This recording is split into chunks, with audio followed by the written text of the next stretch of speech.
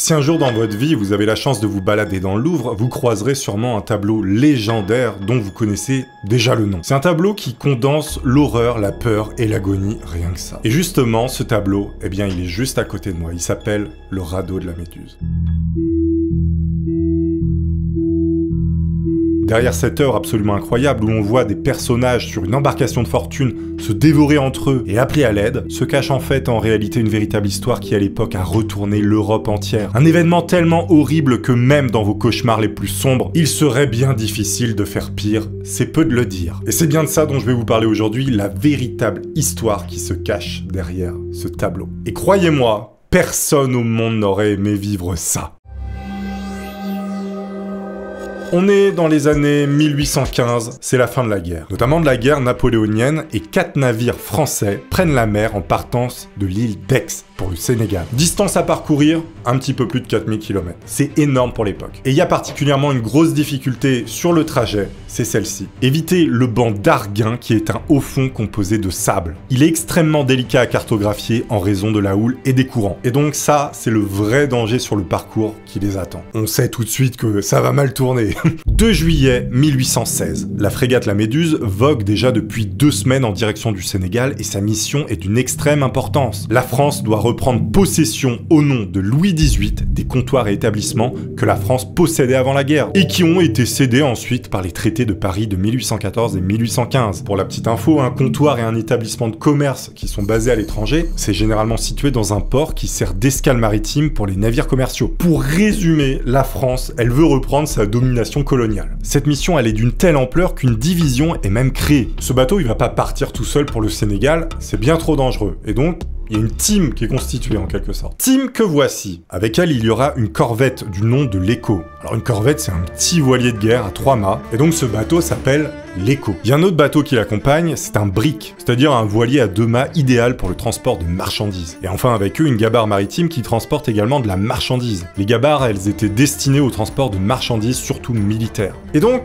toute cette petite team de bateaux part pour le Sénégal. Évidemment, la Méduse, c'est la plus prestigieuse embarcation de toute la division. Elle compte à son bord près de 400 passagers, dont 167 font partie de l'équipage. Vous imaginez quasiment la moitié des gens sur le bateau, bien, c'est des personnes qui font tourner le bateau. C'est énorme. Chargée de transporter le personnel administratif nécessaire au fonctionnement de la colonie, la Méduse a également à son bord les soldats d'un bataillon d'infanterie de marine, qui doivent assurer la défense de la ville de Saint-Louis une fois arrivés là-bas. Mais avec eux, il y a également leurs compagnes et parfois même leurs familles. Leurs femmes, par exemple, on les appelle les femmes de troupe. On y trouve aussi des colons, dont le nouveau gouverneur du Sénégal, qui s'appelle le colonel Schmaltz. Il y a également des savants chargés de cartographier les terres sénégalaises, ainsi qu'un géographe, Alexandre Coréard, et un chirurgien, Henri Savigny. Donc sur ce bateau, en fait, il y a vraiment du beau monde, des gens un petit peu plus normaux, et un équipage par-dessus le marché. C'est blindé. Et ça va poser des problèmes. Évidemment, sans oublier le commandant de la Méduse. Il s'appelle Hugues de Roy de Chaumaret. Alors ce gars-là, c'est un quinquagénaire porté sur la bouteille et n'ayant pas navigué depuis 25 ans. Autant vous dire que le voyage, il est hyper sûr avec un mec comme ça, hein, clairement. Le capitaine, lui, c'est un fervent défenseur de la royauté. Il est très orgueilleux, arrogant et un brin paranoïaque. Il traite ses subordonnés sur le bateau avec mépris et méfiance dès les premiers instants. Il ne désire accorder aucun crédit à aucun de ses matelots. Et tout ça par peur que l'un d'eux soit un traître à la monarchie. Voilà, pour vous dire à quel point il défend le roi. Il va préférer en revanche accorder sa confiance à un certain Antoine Richefort, un passager mythomane se vantant de posséder une connaissance inestimable des côtes d'Afrique. En accordant aveuglément sa confiance à cet homme, le capitaine trahit le code de déontologie navale et condamne l'équipage à un destin extrêmement funeste. Le tableau en témoigne. Les ordres du ministre de la Marine de Chaumaret sont simples. Chaque navire doit veiller à conserver 100 mètres de fond sous la coque des navires, lorsqu'ils sont au large des côtes. Ils doivent par ailleurs suivre des instructions bien précises pour contourner le banc d'Arguin. Vous savez, ce fameux banc qui est la plus grosse difficulté du voyage. Sauf que le capitaine, qui est orgueilleux, paranoïaque, tout ce que vous voulez, eh bien, il est pressé d'arriver, il a pas trop envie de naviguer, le mec ça fait 25 ans qu'il est pas monté sur un bateau. Il fait que picoler toute la journée, lui ce qu'il veut c'est arriver le plus vite et se poser au Sénégal tranquille. Donc il va un petit peu accélérer la cadence pour que le voyage aille plus vite. Erreur. Sous ses ordres, il fait donc accélérer la Méduse pour aller plus vite. Il finit par distancer les 3 navires jusqu'à les perdre de vue. Là, c'est pas bon. Il perd ses camarades avec qui il était parti en mer à la base. Ça pue. Le capitaine, qui a perdu toute compétence en 25 ans, eh bien, il va commettre une première grossière erreur. Une erreur de 1 degré sur son compas, soit de 110 km en réalité. Bah lui, il s'est planté de quelques degrés, mais c'est très important, ça le fait dévier de 110 km. C'est pas bon. Et il va en faire une seconde encore plus grave de conséquences. Le 1er juillet à 20h, il croit avoir reconnu le Cap Blanc au nord-ouest de la Mauritanie, alors que le Cap Blanc est encore à 30 km. Et en fait, à partir de ce moment précis de l'histoire, tout va être que des mauvais choix qui vont les conduire à la catastrophe. Se croyant beaucoup plus au sud, le capitaine est persuadé d'avoir dépassé le banc d'Arguin, qui est situé au sud-ouest du Cap Blanc, et dont les hauts-fonds sont la terreur des marins. Dans la matinée du 2 juillet, sur les mauvais conseils de Richefort, donc ce fameux mythomane, il met donc le cap vers le sud-est, croyant se diriger vers l'embouchure du Sénégal. Pas du tout, je vous le donne en mille, vous l'avez deviné. Mais dès le lever du jour, la mer n'a plus sa couleur bleue et vire au vert. Sa température passe subitement de 15 degrés à 22 degrés. Des traînées d'algues flottent à la surface. Des nuées d'oiseaux tournoient dans le ciel et plongent dans l'eau. L'eau est très peu profonde, et donc c'est pas normal. Là, ils comprennent, c'est bizarre. Normalement, il devait y avoir au moins 100 mètres de profondeur, là où il devrait être. Pas du tout. Et tout le monde à bord, évidemment, le constate très rapidement. Sauf que le capitaine, il va s'obstiner et interdit les marins de sonder les environs pour ne pas perdre de temps, dit-il. Vers 15h, devant l'inquiétude grandissante de l'équipage, vous avez 2 officiers qui vont décider d'aller à l'encontre des ordres du capitaine. Et ils diront cela: vous n'êtes pas plus marin que ma sœur, et je ne sais pas ce qui me retient de vous passer mon épée à travers le ventre. Ça déconnait pas à l'époque. Et du coup, leur constat, il va être sans appel. Ils vont lancer un plomb accroché à une corde afin de mesurer la profondeur de l'eau vaseuse. Et là, ils mesurent 18 brasseaux d'eau, puis 10, puis 6. En gros, ils avaient des systèmes de cordes graduées pour voir à peu près la profondeur qu'ils avaient en dessous d'eux. Et là, il voit que ça baisse. C'est pas bon. Le capitaine, il commence tout de même à voir que ça sent le roussi. Et là, il va quand même donner l'ordre de changer de cap. Il voit que c'est pas bon. Sauf que c'est trop tard, car la Méduse est poussée par les vents arrière, et son allure est beaucoup trop rapide. Elle finit par s'écraser de toutes ses forces sur le tant redouté banc d'Arguin. Donc là, la Méduse, elle est échouée. C'est terminados. Le pire reste à venir. Les voiles sont maintenant abaissées, et un silence de plomb s'abat sur la Méduse. Passagers et membres d'équipage sont frappés de stupeur. On peut le comprendre, ils sont au milieu de rien, ils viennent d'éclater leur bateau, et ils sont tout seuls. Et là, vous avez 2 rescapés, dont l'ingénieur géographe Coréard et le chirurgien Savigny, qui vont raconter cette scène. Notamment les visages des gens qu'ils ont vus au moment de l'impact. Ça les a marqués. Anéantis, pétrifiés, hideux. On aurait dit que la terrible Gorgogne, dont nous portons le nom, était passée devant eux. Et pourtant, à ce moment-là, la mer est calme, et la Méduse peut être remise à flot, car elle est intacte. Évidemment, à condition que les matelots y soient bien dirigés. Pas par ce capitaine qui préfère boire du whisky plutôt que de naviguer. Mais vous l'avez deviné, ce ne sera pas le cas. Et oui, parce que dans la nuit du 5 juillet, une tempête éclate. Les ancres cèdent les unes après les autres. Et au petit matin, une immense vague pousse le navire violemment contre un récif. Le lourd gouvernail agit comme un bélier, brisant l'arrière du navire. En quelques heures, l'eau envahit la Méduse de toutes parts. Et là, on est un petit peu dans les mêmes conditions que le Titanic. Il n'y a pas assez de canaux. Ah, dommage. Pas suffisamment d'embarcations pour évacuer les 400 passagers. La frégate dispose de seulement 4 canots ainsi que d'une chaloupe et d'une yole. Une yole, c'est une toute petite embarcation qu'on utilise normalement sur les fleuves. Autant vous dire que c'était pas du tout adapté à la mer. Face à cette situation plutôt critique, le colonel Schmaltz prend la décision de construire un radeau invraisemblable en utilisant des mâts sciés, des planches de récupération et d'énormes cordages. Le radeau, il est pitoyable. Vraiment. Voire même indécent, et plutôt dangereux comme on va pouvoir le constater. Il n'y a rien pour s'accrocher, il n'y a aucun bord. Le plancher est fait en poutres disposées en grille de manière totalement irrégulière. Et donc il y a des endroits en fait où tu marches et tu peux tomber dans l'eau sur le radeau.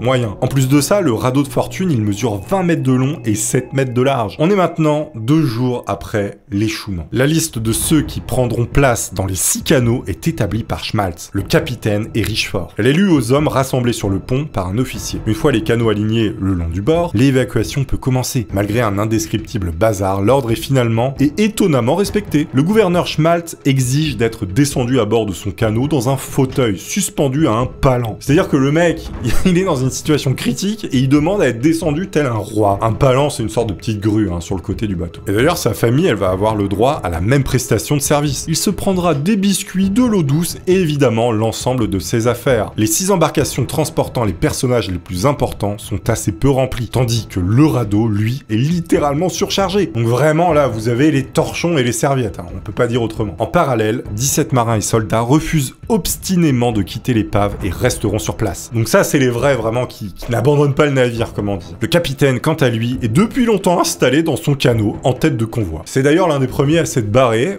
Normalement, le capitaine reste sur le navire en dernier. Pas lui. Non, non. Et d'ailleurs, voici ce qu'on dira sur lui. Au reste, la manière dont le capitaine abandonna tout son monde acheva de le monter au-dessus de ses fonctions, ainsi qu'on avait déjà pu le juger durant tout le cours de la navigation. La lâcheté avec laquelle on le vit, dans cet instant critique, trahir tous ses devoirs, manquer non seulement aux obligations de sa place, mais même aux droits les plus sacrés de l'humanité, excita un soulèvement général d'indignation. Écriront plus tard le chirurgien et le géographe qui ont survécu. Traduction, c'était une raclure de bidet. Le capitaine promet solennellement aux passagers et à l'équipage que le radeau sera remorqué jusqu'à la plus proche côte d'Afrique par les 4 autres embarcations. Sauf que le radeau, bah c'est pas vraiment un radeau, hein, puisqu'il flotte pas vraiment. Le radeau de 4 mètres sur 7 là à peu près, c'est-à-dire qu'il flotte pas, il est à peu près à 1 mètre sous l'eau tellement qu'il est lourd et mal foutu. Comment vous voulez tracter un truc pareil ? Et il pèse 20 tonnes à peu près. Imaginez des pauvres canots avec des mecs à l'intérieur qui rament, jamais ils peuvent tirer ça, c'est pas possible. Tracter un tel machin avec de simples chaloupes relève de l'impossible évidemment. Et pourtant les naufragés vont se délester de tout ce qu'ils peuvent, afin d'alléger le radeau et de se faire tracter.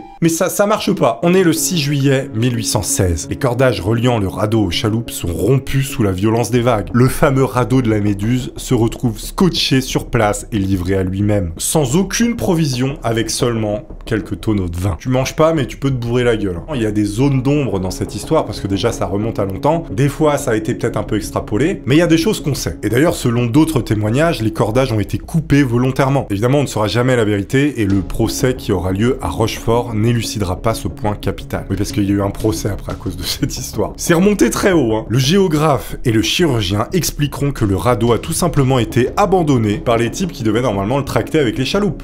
Ils les ont laissés là. Mais là, vous voyez, il y a plusieurs versions. Toujours est-il que les 4 embarcations soulagées de leur charge et les 2 autres canots de tête, eh bien, ils prennent le large, ils s'en vont. Le radeau de la Méduse est maintenant seul au monde. Et avant ça, ils prennent soin, entre parenthèses, de jeter au radeau de la Méduse un sac de biscuits qui tomba lamentablement à l'eau, formant une énorme patte. Je sais pas si vous avez l'image du truc. T'as les 4 canots qui de base devaient tracter le radeau, ils s'en vont. Et au dernier moment, il y en a un, il se dit bon, on va leur jeter des biscuits.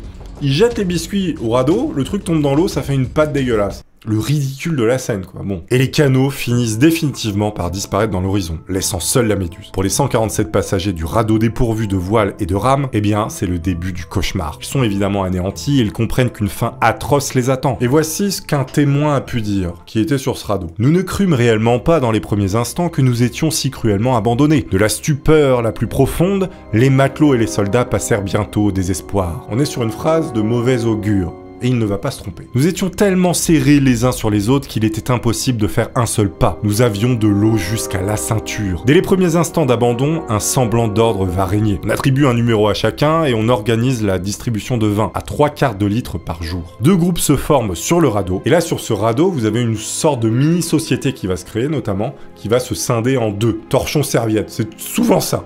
Donc, 2 groupes se forment sur le radeau. Celui des officiers et fonctionnaires, qui ont gardé leurs armes évidemment, et occupe la partie la moins immergée du radeau, qui est située au centre, et la partie des soldats et assimilés, qui ont moins de 20 ans, qui eux sont désarmés par sécurité. Sachez quelque chose, cet ordre ne va pas durer du tout. Dès la première nuit, les naufragés font face à une violente tempête. Certains sont projetés par-dessus bord, d'autres ont les jambes brisées, ou encore pris au piège entre les poutres mal jointées, ou encore d'autres se noient. Certains agrippés aux cordes réussissent à remonter à bord. Autant vous dire que c'est un cataclysme. Des vagues extrêmement grosses déferlaient sur nous et nous renversaient très rudement. Les cris des hommes se mêlaient au bruit des flots, tandis qu'une mer terrible nous soulevait à chaque instant et menaçait de nous entraîner au fond. Cette scène était encore rendue plus affreuse qu'à l'horreur qu'inspira une nuit très obscure. Il parlait vraiment bien à l'époque, j'adore. Après cette nuit apocalyptique après laquelle 20 hommes sont morts quand même, et dont certains ont les corps déchiquetés et accrochés au radeau, 3 hommes perdent la raison et préfèrent se suicider en se jetant à l'eau. Et la deuxième nuit, elle va pas être plus tendre pour eux. Tout se passe la nuit. Des naufragés vont être pris de folie dans cette seconde nuit. Dans leur hystérie, ils décident d'entraîner dans une perte commune l'ensemble des naufragés. Tout ça en coupant les cordages du radeau. Selon les 2 fameux rescapés, le géographe et le chirurgien, un combat à grands coups de sabre éclate entre ceux qui poussent au suicide collectif et ceux qui désirent s'en sortir. Là, il y a 2 teams. Il y a ceux qui veulent se battre et ceux qui ont abandonné. Et donc les deux groupes, ils sont pas contents. Donc ils se mettent des coups de sabre pour régler le problème. à l'ancienne. Le problème de cette thèse de la légitime défense est sérieusement remise en question par un document très longtemps resté dans l'ombre. Ouais, parce que il y a des choses qui ont été racontées, mais en fait, on pense que c'est un peu différent. On pense qu'il y a plutôt eu une tentative de suppression de monde. En fait, ce document, il s'agit d'un exemplaire de leur écrit, lu et annoté par un autre rescapé, le secrétaire du gouverneur Joseph Griffon de Belley. Ce dernier, il donne une toute autre version des faits. Et en gros, il dit à peu près ça. Quand on écrit l'histoire, il faut avoir le courage de dire la vérité. Monsieur Savigny déguise le commencement d'exécution du projet formé par un conseil dont il était l'âme. Projet de se défaire de la plus grande partie des soldats afin d'alléger le radeau et de diminuer les rations de vin à délivrer. Entendez par là que, en fait, ils se sont pas du tout battus entre eux, mais ils ont essayé d'atomiser les petits soldats. Projet infâme à la vérité, mais auquel il est bien prouvé que nous devons notre salut. Donc là, il dit que c'est dégueulasse, mais grâce à ça, ils ont survécu. Bon, il n'était plus alors difficile de se défaire d'hommes grisés par le faim. Il ne fallait que les pousser pour les faire tomber à la mer. Entendez par là qu'ils ont bourré les petits soldats pour les balancer à la mer et qu'ils claquent, afin évidemment de garder plus de provisions pour eux et que le radeau soit moins lourd et moins galère pour survivre. Il y a eu très probablement un petit génocide. Bon. Mais évidemment, ce point, il est toujours un petit peu discuté, mais il y a des gros doutes. Au lever du jour, le radeau est jonché de cadavres et de mourants. 65 soldats et matelots ont perdu la vie. Mais pas un seul officier ne manque à l'appel, très bizarrement. Ce qui rend la version de l'assassinat commandité assez plausible. Comme par hasard, hein, que des officiers vivants. Mais attendez, parce que l'horreur, elle ne fait que commencer. C'est à partir du 3e jour qu'apparaissent les premiers actes de cannibalisme. Les survivants qui ont les membres à vif, pelés par l'eau salée dans laquelle ils pataugent jusqu'à la taille, deviennent fous de douleur et de désespoir en plus de la faim. Ils se mettent alors à consommer les cadavres allongés sur le bateau et aux abords. De peur de mourir de faim, ils vont commencer à les manger crus. Oui, parce que faire du feu, c'est un peu compliqué. Ils mangeaient crus jusqu'à ce que le chirurgien prenne la place de boucher sur le radeau et procède aux découpes des corps en fines lamelles afin de les laisser sécher au soleil pour en rendre le goût plus supportable. Ils ont vraiment fait du saucisson d'humain pour se nourrir. Oui, certains naufragés vont refuser de manger des humains et mangeront plutôt des lacets en cuir ou encore du linge. C'est-à-dire qu'il y en a qui mangeaient des chemises pendant que t'en as un autre qui bouffait une jambe humaine. Il y a même un des mecs sur ce radeau qui va tenter de manger son caca. Finalement, il va pas réussir, bon, on peut le comprendre. Bon. Là, on est vraiment au fin fond du désespoir, hein, quand on en est là. Et le chirurgien dira même, il faut que les morts nourrissent les vivants. Quoi qu'il en soit, ces actes d'anthropophagie seront constants du 3e jusqu'au dernier jour. Pêcher est d'ailleurs quasiment impossible, pourtant une prise inespérée se produit et près de 200 poissons volants se font coincer par le radeau. Sauf que ces poissons ne vont pas suffire, et les naufragés devront quand même manger de la viande humaine pour compléter les repas. Maquereau au saucisson d'humain. Au bout d'une semaine, les rations de nourriture vont s'épuiser. Et au 6e jour va se passer une atrocité. Ils vont créer un conseil de guerre, à l'arrache hein, évidemment, ils sont sur un radeau au milieu de la flotte, et là va être décidé de balancer à la mer 12 personnes qui sont trop faibles. Ils vont prendre les mecs les plus malades, les plus affamés, les plus fous, et ils vont les jeter à l'eau. Et voici ce que diront les 2 rescapés au sujet de ce passage. Mais la décision prise, qui osera l'exécuter? L'habitude de voir la mort prête à fondre sur nous. La certitude de notre perte infaillible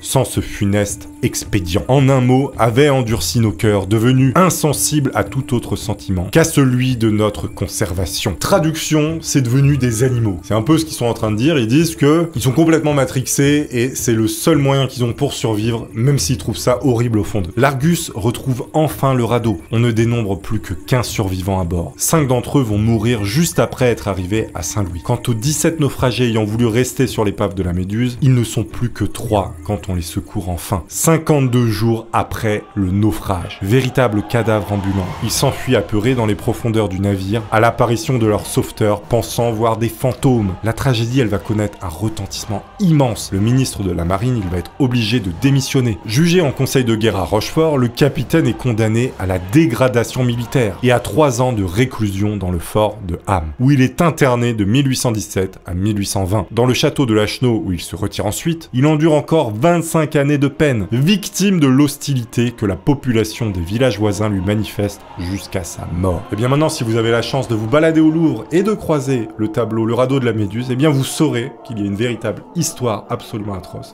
qui se cache derrière cette œuvre.